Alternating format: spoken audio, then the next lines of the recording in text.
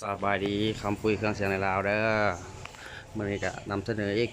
เนาะตัวนี้เป็นเครื่องแอมทดลองเนาะแต่ยังบ่ทันได้ใส่กายังบ่ทันมีกา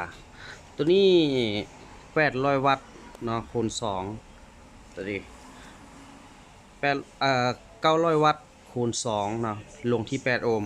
ถ้าลงที่4โอห์มจะถึงอยู่ประมาณ1,200วัตต์เนาะตัวนี้2 channel เข้ามาตอนนี้ก็กดติดตามกดไลค์กดแชร์เป็นกำลังใจให้ครับผู้เครื่องเสียงในลาวเด้อเนาะนี่อันนี้ก็มี EQ คือกันทางหลังจะมีมองให้กดที่ว่ากดขึ้นทางเทิงแล้วมันจะออกรวมเลยก็มีเนาะตัวนี้เดี๋ยวจะลองกันว่าเสียงมันจะเป็นอะไร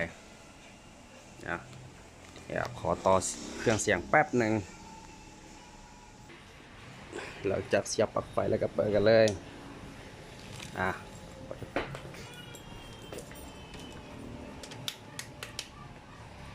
ตอนนี้ก็ไฟเข้าแล้วเนาะก็จะลองฟังเสียงกันเลย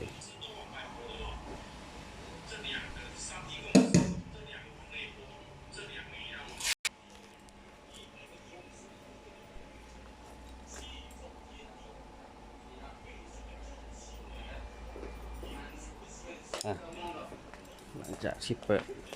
แพงเนาะ900วัตต์ที่8โอห์ม1,200วัตต์ที่4โอห์มเนาะอันนี้มาใหม่เด้อขอบใจนะสำหรับผู้ที่เข้ามาเบิ่งอยู่ในตอนนี้เด้อ